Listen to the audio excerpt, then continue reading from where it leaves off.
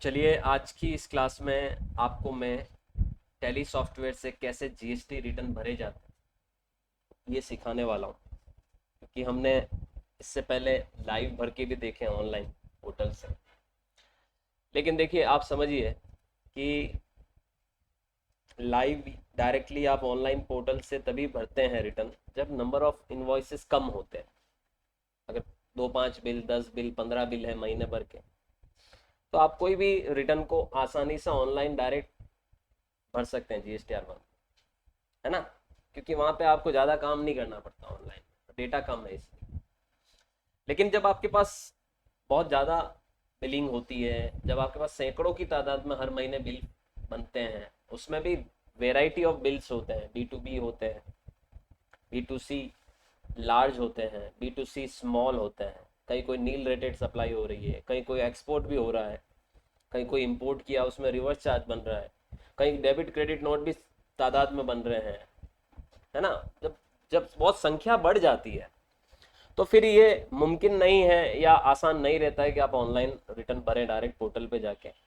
फिर आपको कोई ना कोई सॉफ्टवेयर का ही सहारा लेना पड़ता है। इसीलिए मार्केट में सॉफ्टवेयर का craze after the implementation of GST बढ़ा है। अब आप सोचिए ना, अगर किसी की 1500 एंट्रियां हो रही है महीने की, उस 1500 में से उसकी 500 एंट्रियां B2B में है, तो उस व्यक्ति के लिए क्या ऑनलाइन जीएसटी रिटर्न भरना पॉसिबल है? हरगिज नहीं है, क्योंकि B2B इनवॉइस एक एक करके चढ़ाना पड़ता है। अब ऐसे आप अकाउंटेंट को बैठा के एक एक करके हर महीने 500 के इनवॉइस चढ़ाओगे, फिर B2C की उन बाकी 1000 इनवॉइसेस की टोटल करनी है, एक्सेल में सारे फॉर्मेट बनाने, उसमें उस डेटा को चढ़ाना, वहां से ग्रैंड टोटल निकालना, फिर अपलोड करना। मतलब आपको ऑनलाइन पोर्टल पे जाके उस जो भी रिस्पेक्टिव टेबल है उसमें डालना। इट इज नॉट पॉसिबल या इट इज नॉट ईजी, और इसके लिए आपको पूरा मैन पावर पूरे महीने भर बैठाना पड़ जाए। इस वजह से सॉफ्टवेयर का क्रेज बढ़ा है, और सॉफ्टवेयर आपको सारे काम बनाकर दे देता है। सॉफ्टवेयर आपको सब कुछ करके दे देता है। बिलिंग आप सॉफ्टवेयर में कर रहे हो और एंट्रियां आप सॉफ्टवेयर में कर रहे हो, सॉफ्टवेयर आपको ऑटोमेटिकली जीएसटी रिटर्न तैयार करके दे देगा। आपको वहां से एक्सपोर्ट करना है उसको, एक फाइल को, उस फाइल को वहां पर ऑनलाइन जाके अपलोड करना है, दैट्स इट, काम हो गया। तो आज की इस क्लास में स्पेशली मैं आपको कैसे टैली सॉफ्टवेयर या किसी अन्य सॉफ्टवेयर का भी आप यूज ले सकते हो रिटर्न बनाने में या रिटर्न तैयार करने में। जीएसटी रिटर्न कैसे भरे जाते हैं टैली से, ये तो इस क्लास में बताऊंगा ही। साथ में मैं आपको एक व्हाट्सएप ग्रुप पर एक लिंक शेयर करूंगा, मेरी एक ऑलरेडी अर्लियर फाइलिंग क्लास का, जिसमें मैंने प्रैक्टिकली रिटर्न भर के टैली से भर के बताया है। तो वो भी आपको घर पे थोड़ा सा होमवर्क करना, वो क्लास देखना है, ताकि आपको एक कंसेप्ट क्लियर हो जाए। भविष्य में जब आप सब भावी अकाउंटेंट है, मार्केट में जाएंगे, तो जब फ्यूचर में आपको खुद को काम करना पड़े तो आपको इतना एकदम से अननोन सा काम नहीं नजर आएगा, यार कभी देखा ही नहीं। देखा भी है, समझा भी है, परखा भी है, सिर्फ करना है। और फिर भी कोई कंफ्यूजन है तो एक बार वापस से उस क्लास को देख लेना है और फिर आपको प्रयास करना है। So it is so much easy. देखिए ऑनलाइन के मुकाबले तो ऑफलाइन मतलब टैली से बढ़ना ज़्यादा आसान है। कारण इसका यह है कि ऑनलाइन से तो सिर्फ वही बंदा भर सकता है जो जीएसटी को बहुत अच्छे से समझता हो, उसको सारी टेबल्स का क्या हो, अच्छे से नॉलेज। लेकिन टैली से भरना काफ़ी ज़्यादा आसान है, क्योंकि अगर आपको जीएसटी रिटर्न का ज़्यादा नॉलेज भी नहीं है तो टैली आपको बना के दे देगा, आपको कुछ करना नहीं है। स्टेप्स मैं आज आपको बता रहा हूँ कि कैसे रिटर्न भरा जाता है टैली से। ठीक है, अभी देखिए मैं टैली प्राइम को ओपन करता हूँ। मेरे पास हालांकि एजुकेशनल वर्जन है, लर्निंग पर्पज से, फिर भी मैं आपको पूरी स्टेप्स बताने वाला हूँ। ठीक है, तो सी ये टैली प्राइम है, ध्यान से देखिएगा आप लोग सभी जन। टैली में अगर आप अकाउंटेंट है और आप डे टू डे इन्वॉइसिंग करते हैं, तो आपको जब रिटर्न भरने की तारीख आएगी 10 तारीख 11 तारीख अगले महीने, तो आपको क्या करना होगा वो मैं बता रहा हूँ। जैसे अभी तो मेरे पास एजुकेशनल मोड है तो मैं इसमें चला जाऊँ। जैसे यहाँ पर मेरे पास बहुत सारी कंपनी है, अब मैं कोई एक कंपनी को यहाँ पर ओपन कर लेता हूँ। जैसे मेरे पास अभी एक कंपनी है भाटी टूर्स एंड ट्रेवल्स, ठीक है, इसको मैं ओपन कर लेता हूँ। ये मैंने ओपन कर लिया। अब मान लो मुझे कोई रिटर्न फाइल करना, और मुझे मेरा वो रिटर्न मैंने डे टू डे एंट्री की होगी। देखिए मैं डे बुक में जाके बता देता हूँ कि क्या काम हुआ होगा इस कंपनी में। तो ये डिस्प्ले और ये डे बुक, और अप्रैल महीने में आपने देखिए 2 तारीख में बहुत सारी एंट्रियाँ की हुई है। अच्छा, इन बहुत सारी एंट्रियों में आप ये भी देखिए पूरा अप्रैल डाल देते हैं, अल्टर F2 करके डेट डाल देते हैं। 1 अप्रैल से 30 अप्रैल तो ये लेगा नहीं, तो हम एक काम करते हैं, एक अल्टर F2 करके हम पीरियड डाल देते हैं 1 अप्रैल से, जैसे एजुकेशनल वर्जन है तो 1 तारीख और 2 तारीख लेता है, तो ये 1 और 2 तारीख में की गई एंट्रियां। इसमें आप ध्यान से नोटिस करिए, पेमेंट वाला ये देखिए, ये वाउचर्स लिखे हुए हैं। आप थोड़ा सा आप में से आप सब टैली जानकार हो, ऑलरेडी अकाउंटिंग पढ़ रहे हो, टैली सीख रहे हो, तो आपको थोड़ा सा इसका नॉलेज है कि हम टैली में जो एंट्रीज करते हैं वो किस में करते हैं, वाउचर्स में करते हैं। अच्छा, जो GSTR 1 का संबंध होता है वो किससे होता है, सेल्स से और सेल रिटर्न से। दो ही चीजें बताते हैं GSTR 1 में, सेल और सेल रिटर्न। तो देखिए, आप देखिए 1 तारीख में पेमेंट वाउचर में और रिसिप्ट वाउचर में जो एंट्रियां हो रखी है, इसका तो मुझे नहीं लगता है कि GSTR 1 में इसका कोई इंपैक्ट आएगा। हाँ, अगर कोई रिसिप्ट और एडवांस रिसिप्ट है तो जरूर आएगा, लेकिन यहाँ पर कोई एडवांस रिसिप्ट नहीं, एक तो कैपिटल की एंट्री और एक बैंक लोन की एंट्री, तो इनका जीएसटी में कोई संबंध नहीं है, कॉन्ट्रा का जीएसटी में कोई रिफ्लेक्शन नहीं जाता, पेमेंट जीएसटी में नहीं, तो ये सारे वाउचर का जीएसटी से कोई लेना देना नहीं। मतलब इन वाउचर में जो एंट्रियां हुई है उनका GSTR 1 से तो कोई लेना देना नहीं। किससे? GSTR 1 से। लेकिन आप देखिए इसके बाद यहां से देखिए, sales sale sale sale sale sale sale, sales की एंट्रियां GSTR 1 में रिफ्लेक्ट करती हैं, और टोटल कितनी एंट्रियां हैं? 7। तो ये 7 एंट्री मुझे नजर आनी चाहिए किधर?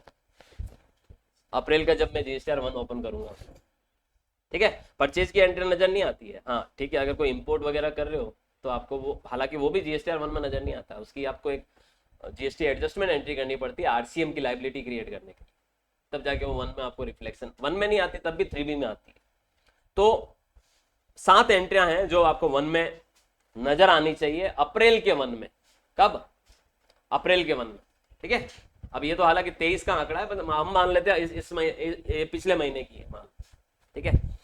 अब आपको मैं बता दूं कि आप तो रेगुलर बेसिस पे रोजमर्रा में जो भी बिलिंग करोगे वो करोगे पूरे महीना भर में। आप सोचो 7 नहीं होती, 700 होती, कितनी होती? 700 होती। तो ये सारी कहां नजर आती? 1 में भी नजर आती और 3B में भी नजर आती। GSTR 1 में भी नजर आती और 3B में भी नजर आती है। आपने ये तो पढ़ा ही है कि 1 और 3B आपस में, उसमें जो हम आउटवर्ड लाइबिलिटी डिक्लेयर करते हैं और जो आउटपुट टैक्स डिक्लेयर करते हैं वो दोनों सेम होना चाहिए, वरना GST DRC 01C नोटिस आ जाता है। तो सेम होना चाहिए का मतलब है कि टैली में तो अब टैली सॉफ्टवेयर तो खुद ले जाएगा उसको, 1 में भी ले जाएगा और 3B में भी ले जाएगा, याद रखिएगा, ठीक है। तो चलिए देखते हैं GSTR 1। टैली में अगर आपको GST रिपोर्ट्स में जाना हो तो डिस्प्ले में स्टैट्यूटरी रिपोर्ट में, GST रिपोर्ट में 1, 2 एनुअल रिटर्न वगैरह सब कुछ मिल जाता है आपको। तो D मतलब आपका शॉर्टकट भी बता देता हूं, G मतलब D for display, O for statutory report और G for GST report, and ये सारी GST रिपोर्ट्स है। वापस बता रहा हूं, ध्यान से देखिएगा। टैली में आप लोग सब अकाउंटेंट बनने वाले हो, आगे जाके ये काम करने पड़ेंगे, रोज हर महीने करने पड़ेंगे। तो टैली में आपको डिस्प्ले में जाना है, स्टैट्यूटरी रिपोर्ट में जाना है और GST रिपोर्ट में जाना है। ऑलराइट, इसमें आप देखिए GSTR 1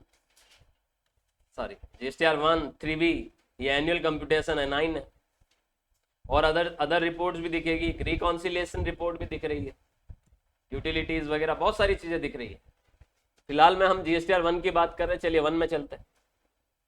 यह है टैली में GSTR 1, ऊपर से नीचे तक इसको समझते हैं, बहुत इंपॉर्टेंट है। कहां से कहां तक समझना है? ऊपर से नीचे तक, ठीक है। तो मैं इसको एक काम करता हूं, स्क्रीनशॉट ले लेता हूं और MS पेंट में ले जाके पेस्ट कर देता हूं, क्योंकि मुझे आपको इसको समझाना पड़ेगा, ठीक है। अब मैं इसको जूम कर देता हूं, ये मेरा GSTR 1, ध्यान से देखना आप लोग। सबसे ऊपर ही ऊपर आपका यहां पर GST नंबर आता है, भारतीय टूर्स एंड ट्रेवल्स का GST नंबर। ऑब्वियस सी बात है, GSTR 1 कौन भरेगा? रेगुलर टैक्स पेयर, तो GST नंबर इंपॉर्टेंट है। स्टेटस में नॉट साइंड आ रहा है, इसका भी महत्व मैं अभी बताऊंगा। पीरियड आ रहा है, जनरली GSTR 1 हम कब से कब तक भरते हैं? मंथली भरते हैं, क्वार्टरली भी भरते हैं, QRMP टैक्स पे क्वार्टरली भी भरते हैं, लेकिन उनको भी मंथली बेसिस पे इनवॉइसेस, जो B2B इनवॉइसेस होते हैं उनको अपलोड करना पड़ता है इनवॉइस फर्निशिंग फैसिलिटी, यानी GSTR 1 में ही जाके वो B2B वाले इनवॉइस अपलोड करने ही पड़ते हैं मंथली बेसिस पे। तो वैसे तो GSTR 1 यूं देखे तो मंथली भी भर सकते हो, क्वार्टरली भी भर सकते हो, लेकिन जो B2B इनवॉइसेस होते हैं, ऐसा कोई भी व्यापारी हो जो B2B सप्लाई करता हो, उसको मंथली बेसिस पे अपने इनवॉइसेस, B2B वाले इनवॉइसेस अपलोड करने अनिवार्य है, तभी जाके सामने वाले रेसिपिएंट को इनपुट टाइमली मिलेगी, अदरवाइज नहीं मिलेगी। आप रिटर्न वाली क्वार्टरली भरो, लेकिन अगर आपने B2B सप्लाई की है तो आपको मंथली जितने भी B2B इनवॉइसेज है उनको तो अपलोड करना ही है GST पोर्टल पे। उसे कहते हैं इनवॉइस फर्निशिंग फैसिलिटी। कहां जाके करेगा ये भी बताऊंगा अभी मैं। टोटल अभी हमने देखा था कि भाई अप्रैल महीने में बहुत सारी एंट्री हुई थी, ठीक नहीं थी? पेमेंट की भी थी, रिसिप्ट की भी थी, परचेज की भी थी और सेल की भी थी, कॉन्ट्रा भी थी एक। टोटल 21 एंट्रियां थी। टोटल वाउचर काउंट कितने? 21 में से हमने ये देखा कि सेल के बिल कितने थे? 7। तो उस 21 में से सिर्फ 7 एंट्रीज इस इनवॉइस के अंदर, इस रिटर्न में इंक्लूडेड है, मतलब 7 का इस रिटर्न से लेना देना है। क्योंकि आप तो यार ऑब्वियस ही बात है, आप सॉफ्टवेयर में एंट्रियां करोगे, आप अकाउंटिंग करोगे, तो आपकी अकाउंटिंग, आप अकाउंटिंग सिर्फ GST की वजह से थोड़ी कर रहे हो, आप तो अकाउंटिंग अपने बिजनेस के हर ट्रांजेक्शन को चढ़ाओगे। ऐसे ट्रांजेक्शन भी चढ़ाओगे अपनी बुक्स में जिसका GST से कोई वास्ता नहीं है, लेना देना नहीं है। पेमेंट, रिसिप्ट, परचेजेस और अदर कई तरीके की एंट्रीज होती है बिजनेस में जो जिनका GST से कोई संबंध नहीं है। तो बुक्स में तो सारी एंट्रीज करेंगे ना अपन, लेकिन उनमें से सॉफ्टवेयर ऑटोमेटिक छांट लेगा ऐसी सारी एंट्रीज को जो आपने सेल्स में की है और क्रेडिट नोट में की है, और अगर अगर डेबिट नोट में भी की है, कोई सेल बिल को आपने अगर एडजस्ट किया है, डेबिट नोट भी बनाया उसके अगेंस्ट में, तो वो भी नजर आएगा आप। तो 7 एंट्रियां हैं जो आपको बेसिकली इंक्लूडेड दिख रही। 7 में से 4 B2B है, देखिए ये B2B, ये 4, 1,25,000 वैल्यू की, उसमें से 3,000 IGST, 6,000 की CGST, HGST है, 15,000 की लाइबिलिटी। एक एंट्री B2C लार्ज है। अभी अभी रिसेंटली मैंने एक वीडियो अपलोड भी किया था, जुलाई 2024 का अपडेट था कि B2C लार्ज की लिमिट को 2.5 लाख से कम करके 1 लाख कर दिया गया है। तो अब से टैली ने भी अपना नया सॉफ्टवेयर इंट्रोड्यूस कर दिया, टैली 5.0 आ गया है। आपको नए चेंजेस इसमें देखने को मिलेंगे, चाहे वो B2C लार्ज इनवॉइसेस की अपडेशंस हो, चाहे वो GSTR 1A आ गया नया, तो GSTR 1A, फिर CMP कंपोजिशन स्कीम में जो एनुअल रिटर्न की ड्यू डेट जो पहले 30 अप्रैल हुआ करती थी, अब वो 30 जून हो गई है। तो कई सारे चेंजेस जब GST डिपार्टमेंट करता है तो टैली भी अपने आप में वो चेंजेस इंप्लीमेंट करके एक नया रिलीज लेके आ जाती है। तो ये नया रिलीज आ गया है जो आपको अभी डाउनलोड करने को मिल जाएगा इजीली, बहुत जल्दी। अब आप देखिए यहाँ पर कि ये B2C लार्ज इसलिए क्योंकि ये 2,70,000 रुपए की एंट्री और इस पे 32,400 रुपए का IGST। Inter state supply made to unregistered person having value more than और equal to 2.5 lakh earlier. Right now in today's term अगर हम बात करें तो ये 1 लाख, ठीक है। तो उस केस में आप B2C लार्ज इनवॉइस कहलाती है वो। तो यहां पर आप देखिए 32,400 का टैक्स ये है, और 2 बिल जो आपको दिख रहे हैं वो B2C स्मॉल में दिख रहे हैं, यानी ये टोटल मिला के 4 और 1 5 और 2 7 हो गए। ये सातों के सातों यहां दिख रहे हैं। 21 में से अगर 7 इनवॉइस आपके GSTR 1 से संबंध रखते हैं, तो जो नहीं रखते हैं, not relevant for this return, वो कितने हैं? 14। और ये एक ऐसी जगह होती है, ये यहां ध्यान दीजिएगा, यहां लिखा हुआ है अनसर्टेन ट्रांजेक्शन करेक्शन नीडेड। यहां पर आगे कोई फिगर नहीं आ रहा और आना भी नहीं चाहिए। अगर यहां 1 आया तो यहां आपको 6 ही नजर आते, याद रखिएगा। अगर यहां 1 नजर आता तो यहां 6 ही नजर आते हैं, यहां 2 नजर आता तो यहां 5 ही नजर आते हैं। मतलब अनसर्टेन ट्रांजेक्शन क्या है? अगर आपने एंट्री करते वक्त किसी भी तरीके की कोई गड़बड़ी है, चाहे आपने सामने वाली पार्टी का GST नंबर नहीं मेंशन किया, या गलत डाला हुआ है, या प्लेस ऑफ सप्लाई गलत है, या बेसिकली कोई GST रेट में कोई गलती की हुई है, या HSN वगैरह नहीं डाला आपने, तो वो सब यहाँ रिफ्लेक्ट करता है अनसर्टेन ट्रांजेक्शन में। आपको उसको यहाँ से एंटर करके अंदर जाके करेक्शन करना होता है। सॉफ्टवेयर ऑटोमेटिक एंटर करोगे, बता देगा क्या गलती की और किस बिल में की, वो गलती पे भी ले जाएगा और गलती को अल्टर करने का भी मौका देगा आपको। वहां पर आपने उसको सुधारा और साइड में इस बार पे ये जो राइट हैंड साइड में बार है वहां एक्सेप्ट लिखा हुआ आएगा, एक्सेप्ट, ठीक है, एक्सेप्टेंस लिखा होगा, आप जैसे ही उसको एक्सेप्ट करोगे सुधार के, वो यहाँ से हट के 0 हो जाएगा। तो एक चीज ध्यान देना, कभी भी जीएसटी के रिटर्न अगर आप टैली से भर रहे हो तो याद रखिएगा अनसर्टेन ट्रांजेक्शन में कुछ भी नहीं रहना चाहिए। अगर है तो पहले उसको क्या करो, सुधारो। सर हमें कैसे पता पड़ेगा? टैली खुद बताएगा आपको कि क्या गलती है, जीएसटी नंबर गलत डाला है, या एक्सेशन कोड नहीं डाले हैं, या रेट गलत डाली है, या अमाउंट गलत लिखा है, या क्या कारण है, या प्लेस ऑफ सप्लाई गलत ले लिया है, स्टेट गलत डाल दिया, जीएसटी नंबर किसी और स्टेट का डाल दिया, स्टेट अलग डाल दिया पार्टी के लेजर में। तो जो भी गलती की है टैली बताएगा उसको, आपको यहीं का यहीं उसको सुधारना है, एक्सेप्ट करवाना है, सुधार के एक्सेप्ट करवाना है। एक्सेप्ट कराओगे और इस फिगर को 0 करोगे तो फिर आप ये रिटर्न भर पाओ, याद रखिएगा। समझ रहे हो? तो यहां पर आप देख सकते हैं कि 14 ट्रांजेक्शन तो इससे संबंधित नहीं है, और अनसर्टेन में कोई ट्रांजेक्शन आ नहीं रहा है, अनसर्टेन में कोई ट्रांजेक्शन आ नहीं रहा है। अब मैं आपको ये बताता हूं, गलती करके जानबूझ करके एक गलती करता हूं और बताता हूं। अप्रैल 2023 की ये जीएसटीआर 1 है, ध्यान से देखना आप। एक बार मैं कोई एक बिल खोल के देख लेता हूं कि हुआ क्या है। शुभम टाइल्स एंड सेरेमिक, ठीक है, देखना ध्यान से। वहाँ वाउचर में जा रहा हूँ, 1 अप्रैल 2023 में ही मैं एक एंट्री सेल्स में करने वाला हूँ, ठीक है। आइटम इनवॉइस में नहीं करके मैं मान लो यहाँ से चेंज मोड में जाके अकाउंट इनवॉइस में एंट्री कर लेता हूँ, ठीक है। और पार्टी टूर्स एंड ट्रेवल्स है ना, ठीक है, और 1 अप्रैल में ही कर देता हूँ। पार्टी नेम में मान लो मैं यहाँ पर एक पार्टी बना लेता हूँ, क्रिएट करता हूँ, Arun transport sundry debtor, sales का सेल कर रहे हो तो डेटर ही होगा सामने वाला, ठीक है। विल बाई बिल यस कर दो, और इसको बता दो राजस्थान का, और रेगुलर टैक्स पेयर बता दो, और इसका जीएसटी नंबर आप दिल्ली का डाल दो। जानबूझ करके हम क्या कर रहे हैं, एक एरर कर रहे हैं। अब ये बता रहा है इनवैलिड GSTIN, ठीक है। जीएसटी नंबर भी हर कुछ डाला है, और स्टेट भी राजस्थान डाला, और जीएसटी नंबर की शुरुआत स्टेट कोड 07 दिल्ली की है, तो ये गड़बड़ है। कह रहा हूं मैंने क्या की, गड़बड़ की, ठीक है। देखना आप लोग ध्यान से। अब यहां तो राजस्थान ले लिया, और यहां पर जीएसटी नंबर हर कुछ डाल दिया, ठीक है। फिर आपने क्या सेल करना है, 1 मिनट, ट्रांसपोर्ट सर्विस, आपने इस पार्टी को अपनी सर्विस दी है, ठीक है। तो आपने इसको अपनी सर्विस दी है, मान लो आपने बिल बनाया है 25,000 रुपये, ठीक है। कौन सी गाड़ी गई थी, ये गाड़ी गई थी मान लो, यहाँ पर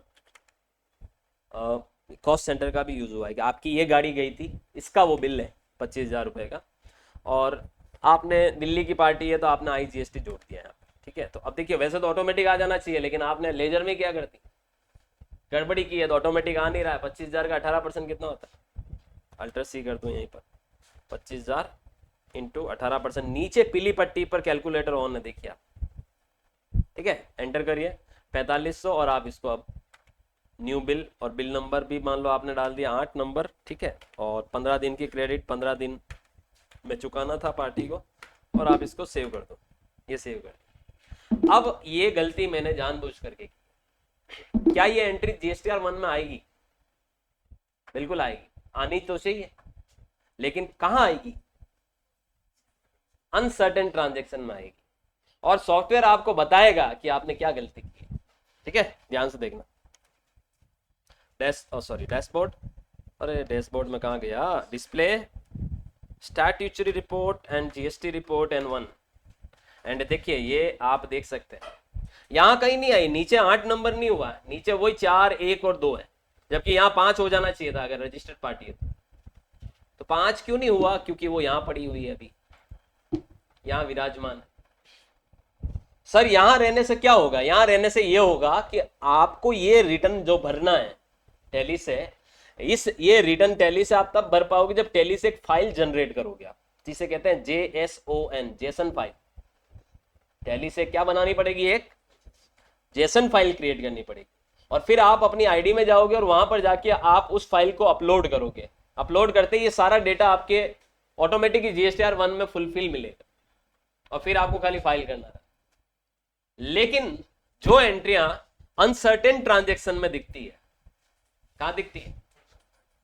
वो एंट्रियां वहां पर जेसन फाइल में साथ में एक्सपोर्ट नहीं होने वाली। जेसन बनेगी जरूर, लेकिन वो उस एंट्रियों को छोड़ देगी और उसके डेटा को छोड़ देगी जो कहां पड़ी हुई, अनसर्टेन में। अब आप सोचिए कि यूं देखें तो टोटल 8 बिल बने और एक बिल की में कोई गलती होने की वजह से वो बिल अनसर्टेन में दिख रहा है और आपने इसकी जेसन फाइल बनाकर एक्सपोर्ट कर दिया डेटा, तो सिर्फ 7 एंट्रियों का डेटा ही गया, 8वीं का गया ही नहीं।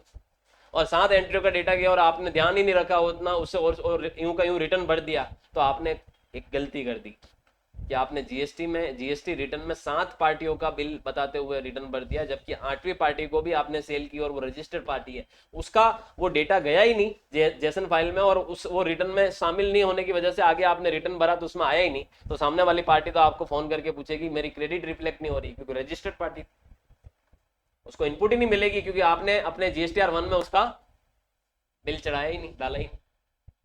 जबकि टैली में डाला हुआ है, टैली में डाला हुआ है, आपने इतना ध्यान नहीं दिया। आधे अधूरे जो अकाउंटेंट होते हैं ना, आधे अधूरे जो टैक्स कंसल्टेंट भी होते हैं, वो गड़बड़ कर जाते हैं। टैली में तो एंट्री हो रखी है भैया, लेकिन जीएसटी रिटर्न में वो एंट्री कहाँ गई? गई नहीं। कहाँ क्या गई? वो फ्लाइट में बैठी नहीं, उस फ्लाइट में जो बनाई थी आपने। क्यों नहीं बैठी? क्योंकि उस एंट्री में थोड़ी सी एरर थी, आपको उस एरर को पहले रेक्टिफाई करना था। अगर उसको उस फ्लाइट में बिठाना है, उस जेसन फाइल में शामिल करना है, तो उस एरर को आपको क्या करना पड़ेगा? रेक्टिफाई करना पड़ेगा। सर कैसे करते हैं और मुझे क्या पता है कि कौन सी एरर है? देखिए अभी मैंने वो एरर जानबूझ करके क्रिएट किया, आपको पता ना क्या है, अब टैली बताएगा, हमें नहीं पता है। मान लो एक ऐसा व्यक्ति आया है जो यहां से रिटर्न भरने जा रहा है और वो ये सारे बिल उसने नहीं चढ़ाए, आपने और मैंने नहीं चढ़ाए, लेकिन हमें टैली बताएगा क्या गलती हुई। देखिएगा, ध्यान से देखना। अनसर्टेन ट्रांजेक्शन पर एंटर मारो, टैली बताएगा कि ऐसा ट्रांजैक्शन है जिसमें इनकम्प्लीट और मिसमैच है इंफॉर्मेशन में। क्या क्या है इसमें? 2 गड़बड़ियां है, देखो दोनों गड़बड़ियां बता रखी है। जीएसटी रजिस्ट्रेशन डिटेल पार्टी की इनवैलिड है, और दूसरी गलती क्या है? Tax ledger not specified. अब 2 गलतियां हैं, चलिए दोनों गलतियों को देखते हैं। एंटर मारो एक बार अब यहां पर वो बता रहा है कि नंबर ऑफ एक्सेप्शंस कितने हैं? 2 है। और एंटर मारो, आप डायरेक्ट एंट्री पे आ गए, लेकिन मुझे तो वो फॉल्ट पकड़नी थी। ठीक है, अब देखिए साइड में ये भी लिखा हुआ है एक्सेप्ट एज इज। अब एक्सेप्ट नहीं करना, गड़बड़ी तो वो भारी वाली गड़बड़ी, ऐसे ही कैसे एक्सेप्ट कर लेंगे? जीएसटी नंबर ही गलत डला हुआ। तो आपको उन एरर को पकड़ना है, तो आप यहां से पकड़ोगे। देखो यहां से एंटर मारते हैं, यहां से ये बताएगा मुझे कौन सी गलती है। देखिए ये बता, इसने क्या बोला बाहर, क्या बोला? रजिस्ट्रेशन डिटेल पार्टी की इनवैलिड और नॉट स्पेसिफाइड है। ठीक है, आप यहां से एंटर मारो, यहां वो आपको उस स्क्रीन पे लेके आ गया जहां गलती है। यहां से अगर कोई समझदार आदमी है, जीएसटी को जानता है, तो समझ जाएगा कि एक तो स्टेट गलत ले रखा है और जीएसटी नंबर और स्टेट का आपस में मैच ही नहीं, तालमेल ही नहीं। या तो आप स्टेट चेंज करो, दिल्ली डालो, और जीएसटी नंबर भी बदलना ही पड़ेगा क्योंकि गलत है ये। अपन एक काम करते हैं, एक रियल जीएसटी नंबर कहीं से उठाते हैं, इंटरनेट से उठाते हैं। हम एक काम करते हैं, राजस्थान का ही एक जीएसटी नंबर उठाते हैं। देखना, आपको मैं एक अच्छी चीज बता रहा हूं। मान लो राजस्थान का एक जेन्युइन और जीएसटी नंबर हम उठा देते हैं। ये रहा एक जेन्युइन जीएसटी नंबर, इसको हम यहां से कॉपी करते हैं। कॉपी हमारे टैली में लाके इसको यहां पेस्ट कर देते हैं। ये पेस्ट, ठीक है।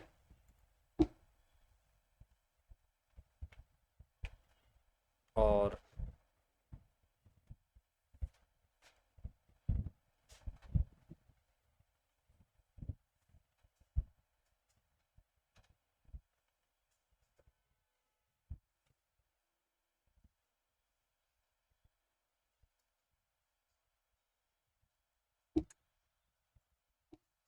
वापस करते हैं पेस्ट, एक मिनट, इसको पूरा हटा देते हैं। ये पेस्ट, इसमें बीच में एक गैप है, उसको हटा देते हैं। ए पे कर्सर रख के ये बैक स्पेस, ठीक है। और यहाँ राजस्थान है ही है, स्टेट तो सही है, नंबर हमने सही कर दिया, प्लेस ऑफ सप्लाई भी राजस्थान ले ली, ठीक है, और सेव कर दिया। अब देखिए ये यहाँ से वो हट गई। जैसे ही आपने गड़बड़ी सुधारी, यहां से वो चीजें सब क्या हो गई? हट गई। अब बैक करो वापस से, अब आप देखिए एक ही गलती रहेगी, एक गलती आपने सुधार दी, एक गलती रहेगी। अब ये एक गलती भी देख लेते हैं क्या है, क्या गलती है अब बताओ मुझे। अगर आपने राजस्थान में बिल बनाया है, राजस्थान की पार्टी को बिल बनाया, तो बिल में क्या जुड़ना चाहिए था, CGST SGST, क्योंकि आप भी राजस्थान की पार्टी हो। तो ये भी एक इस बिल में भी गलती है, तो आप इस बिल में जाके सुधार कर लो। अब देखिए आपने वहां तो सुधार लिया, ये देखिए ये यहाँ सब कुछ सही कर दिया आपने पार्टी के लेजर में, लेकिन लेकिन लेकिन लेकिन यहाँ पर आपको लेजर सुधारना था, CGST लेना था और SGST लेना था, सॉफ्टवेयर ऑटोमेटिक पकड़ ले अमाउंट। ठीक है, ऑटोमेटिक ही लिया सॉफ्टवेयर ने। अब आप इसको सेव कर दो, ये से। अब आप देखिए दोनों गलतियां सुधर गई है, और अभी भी ये यहाँ नजर आ रहा है एक अनसर्टेन ट्रांजैक्शन में। तो किस वजह से नजर आ रहा है, यहाँ भी आपको सही करना पड़ेगा। देखिए ये बता रहा Arun transport master to transaction as पर ट्रांजैक्शन, ये एज पर मास्टर, ये मास्टर मतलब कि आपने उस लेजर में बदलाव नहीं किया अभी, तो लेजर को अल्टर करना पड़ेगा आपको, लेजर को अल्टर करना पड़ेगा। ठीक है, तो आप पीछे आए, यहां पर आए, कंट्रोल एंटर, कंट्रोल एंटर, इसके लेजर में आए, यहां पर आपको इसको सुधारना पड़ेगा। ये यहां पर ट्रांजैक्शन तो सही कर दिया आपने, लेकिन मास्टर में सही नहीं किया था, तो ये मास्टर भी मैंने क्या कर दिया, अब सुधार दिया है। ठीक है, और इसको सेव कर देते। ठीक है, कंट्रोल है, कंट्रोल है, कंट्रोल है। अब बाहर निकलो, अभी भी दिक्कत दे रहा है क्या,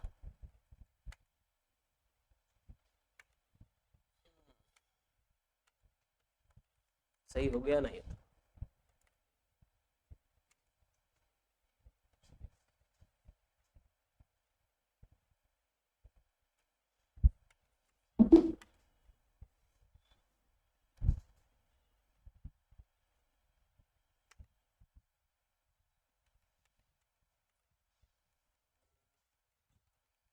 राजस्थान, राजस्थान। ठीक है,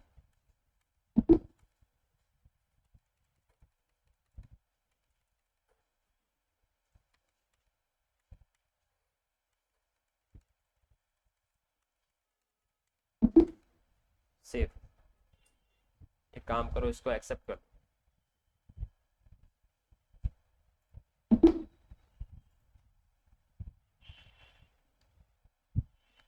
अब आप देखिए जैसे मैंने उसको एक्सेप्ट किया, क्योंकि मैंने सब जगह सुधार दिया, फिर भी वो एक एरर बता रहा था। मैंने कहा आप कोई दिक्कत नहीं है, अपन ने वैसे सुधार दिया है, लेजर में भी सुधार दिया, एंट्री में भी सुधार दिया। ठीक है, तो अब आप देखिए ये एंट्री यहाँ शामिल हो गई, 5 हो गई, वहां से वहां 0 हो गया और यहाँ 5 हो गया, और टोटल नंबर ऑफ इंक्लूडेड में कितना हो गया, 8 हो गया। अब ये जो 5 एंट्री है, आप इस 5 एंट्री में वो एंट्री भी देखोगे अरुण ट्रांसपोर्ट वाली, ये 25,000, 1500, 1500 CGST है, राइट। नाउ ये रिटर्न आपका तैयार है। अब इस रिटर्न को भरना, आप सोचिए कि अब आपको टैली में ये रिटर्न ऑटोमेटिक सॉफ्टवेयर तैयार करके दे देगा। जो एक गलती हो सकती है वो हो सकती है ये यहाँ पर, वो गलती को आपको कैसे सुधारना, वो मैंने आपको गलती करके भी बताया और सुधार के भी बता दिया। अब इस रिटर्न को भरने के लिए पहले रिटर्न को साइन करना पड़ता है। क्या करना पड़ता है, अभी क्या लिखा हुआ आ रहा है, नॉट साइन। तो आप देखिए मार्क ए साइन, साइड में एक ऑप्शन दिख रहा है, जब आपका पूरा रिटर्न तैयार हो जाए तो आप इसे साइन कर दो यहां से।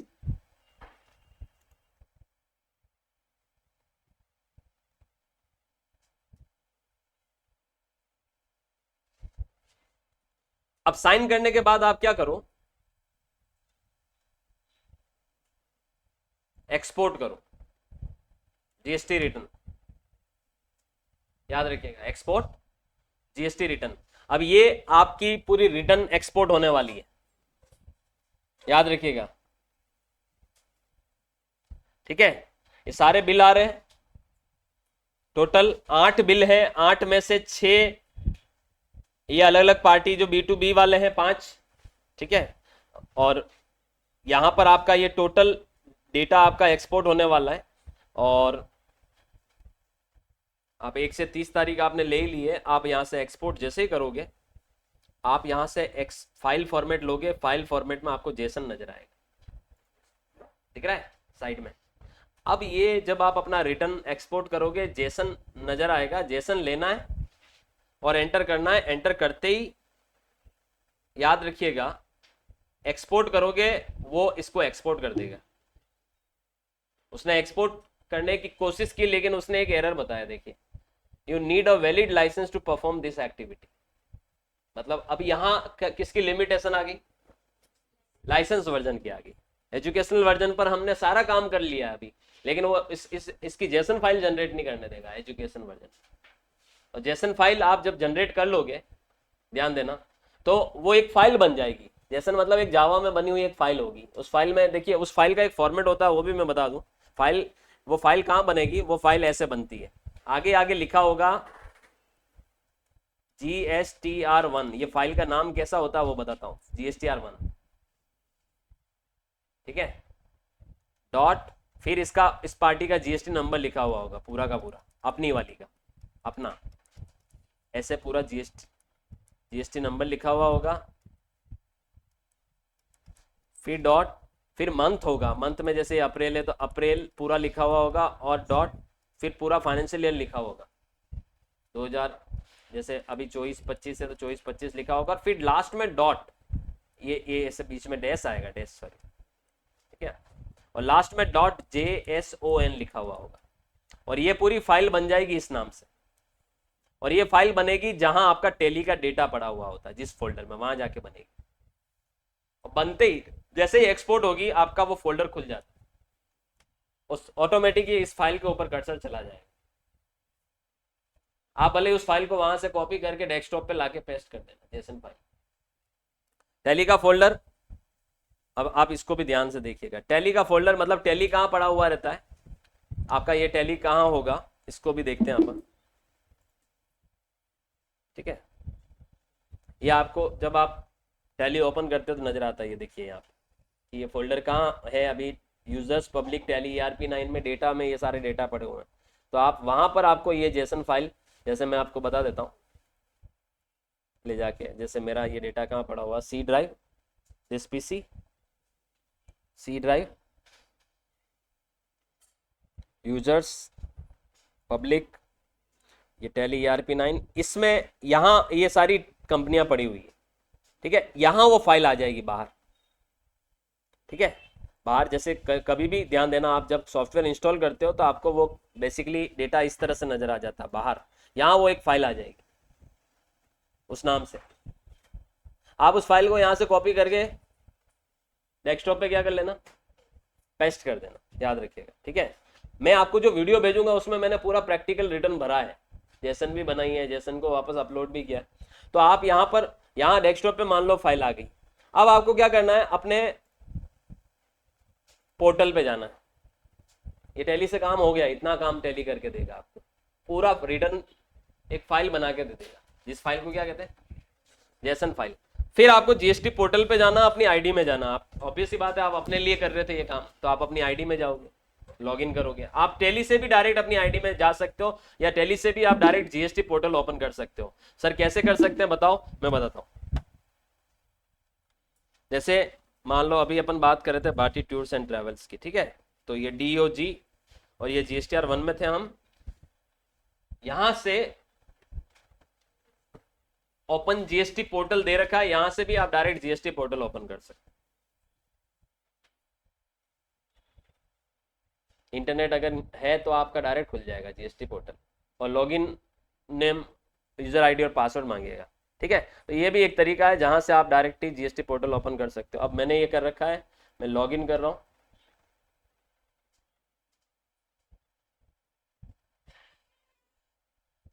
बताते हैं आपको,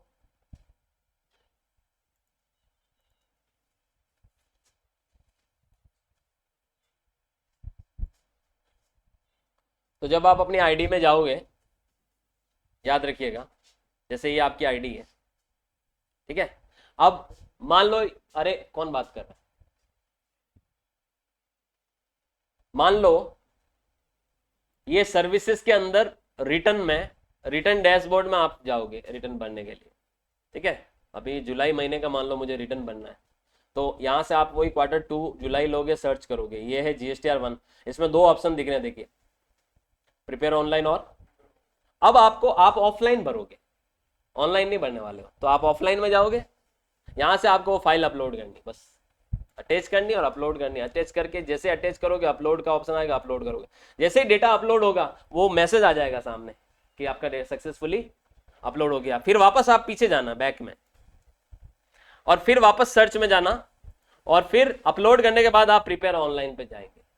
तो जब आप प्रिपेयर ऑनलाइन पे जाके देखोगे तो आपको इन सारी टेबल्स में वो डेटा ऑलरेडी फुलफिल मिलेगा। B2B में जितने इनवॉइस होंगे वो यहाँ नजर आ जाएंगे, B2C लार्ज इनवॉइस होंगे तो इसमें नजर आ जाएंगे, एक्सपोर्ट इनवॉइस होंगे तो यहाँ नजर आ जाएंगे, B2C स्मॉल जितनी भी एंट्रीज थी वो सारा टोटल यहाँ आ जाएगा। इसमें सबसे खास बात है कि टैली आपको automatic document issued, HSN wise summary वगैरह सब कुछ ऑटो फिल करके दे देगा, मतलब रेडी टू फाइल है। और फिर आपको कुछ भी नहीं करना है, आपको इसको जनरेट समरी करना है और आगे फाइल ऑप्शन आएगा, फाइल नाउ ऑप्शन आएगा और EVC डालोगे, OTP आएगा, OTP डाला successfully file. So it is the best and simple तरीका है GST रिटर्न भरने का जब आप ह्यूज नंबर ऑफ डेटाबेस पे काम करते हैं। तब आपके लिए ऑनलाइन प्रक्रिया सही नहीं है, तब आपके लिए सॉफ्टवेयर की प्रक्रिया ही सही है, जहां पर आप सॉफ्टवेयर पे अपना पूरा रिटर्न तैयार कर ले। और वो तैयार भी कौन सा, अपन ने कुछ अलग काम किया है, वो तो ऑटोमेटिक ही हो जाता तैयार। जैसे जैसे आप सेल की एंट्री चढ़ाओगे आप देखना GSTR 1 में वो एंट्री नजर आएगी आप, तो वो ऑटोमेटिक तैयार हो जाता है और फिर उसके बाद आपको खाली फाइल करना रहता है। Alright, so it is a simple तरीका जहां से आप GST रिटर्न भर सकते हो और ये आप देख सकते हैं। बस इसकी एक लिमिटेशन है कि आप इसको ट्रायल नहीं कर सकते। मैंने आपको इतना करके बता दिया वो भी बड़ी बात है, बाकी इसका ट्रायल इसलिए नहीं कर सकते क्योंकि जेसन फाइल नहीं बनेगी जब आप टैली प्राइम में ये काम करेंगे। अगर आप में से कोई टैली ERP9 यूज करता हो तो आप ERP9 पे कोई भी कंपनी बनाना और उस पर कुछ सेल्स के ट्रांजेक्शन करना और इंटरनेट से GST नंबर वगैरह डाल के जेन्युइन ट्रांजेक्शन करना और फिर आप उससे रिटर्न की जेसन फाइल भी बना सकते हो, तो उससे जेसन भी जनरेट हो जाएगी एजुकेशनल मोड में भी। प्राइम थोड़ा सा अपग्रेडेड है तो इसमें कुछ लिमिटेशन है, इसमें आप इनवॉइस नहीं बना सकते हो, इसमें आप ई-वे बिल की जेसन नहीं बना सकते हो और इसमें आप GST के कोई भी रिटर्न की तैयार करके एक्सपोर्ट नहीं कर सकते। तैयार कर सकते हो, सब कुछ कर सकते हो, अकाउंटिंग पूरी कर लेगा ये 1 तारीख 2 तारीख और 31 तारीख में, लेकिन यहां से वो फाइल नहीं बन सकती जिसकी हमें जरूरत होती है। कौन सी? JSON file. सो ये तरीका होता है टैली से रिटर्न बनने का। अभी एक और बात बताता हूं मैं आपको, टोटल 9 एंट्रियां हैं, सॉरी 8 एंट्रियां, कितनी? अब 8 एंट्रियों में टोटल लाइबिलिटी देखो कितनी है, 4,73,571 रुपए आपकी टैक्सेबल सप्लाई की वैल्यू हो रही है और टोटल टैक्स आपका 56,828.57 रुपए का बन रहा है। ये का यही फिगर आपको 3B में नजर आएगा। ये देखिए 3B, ये देखिए 4,73,571 और ये देखिए 56,828। तो जो डेटा आपका 1 में नजर आता है वही 3B में भी नजर आएगा, सेम टू सेम, कोई भी आपको अलग से नजर नहीं आएगा, ये सारे वो बिल है। क्लियर? तो 3B भी आप ऐसे ही भर सकते हो। 3B को भी आप इस तरह से, यहां से वही वाली तरीका है कि पहले तो साइन करो, फिर आप एक्सपोर्ट में जाओ, फिर GST रिटर्न में जाओ और वहां से जेसन जनरेट करो, सबसे बढ़िया तरीका। ऑलराइट, सो ये है आपका रिटर्न। अच्छा एक चीज और बताता हूं कि मान लो मुझे इसको रिकंसाइल करना है, मान लो इसका मुझे ये सारा डेटा मुझे मेरे CA को भेजना है, तो इसमें एक तरीका होता है कि जैसे ये 3B है आपका, ठीक है, तो आप अपने 3B को CA को भेजना है तो आप एक्सपोर्ट पे क्लिक करो। हालांकि इसमें भी देखिए वो एक एंट्री अनसर्टेन में दिख रही है, ठीक है, तो आप उसको, इसमें भी कोई एंट्री आपको अनसर्टेन में दिख रही है। खैर ये मैं कंसेप्ट बता चुका हूं सही करने का। आप यहां से एक्सपोर्ट करो और आप करंट एक्सपोर्ट करो और आप यहां से फाइल फॉर्मेट में एक्सेल ले लो, याद रखिएगा कौन सा? एक्सेल ले लो, एक्सेल में आप इसको एक्सपोर्ट करो तो एक एक्सेल फाइल बन जाएगी पूरी 3B की।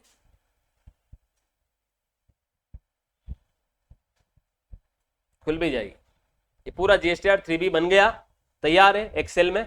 आप ये इसको CA को मेल कर दो, CA फिर इस डेटा के आधार पे आपका रिटर्न भर देगा।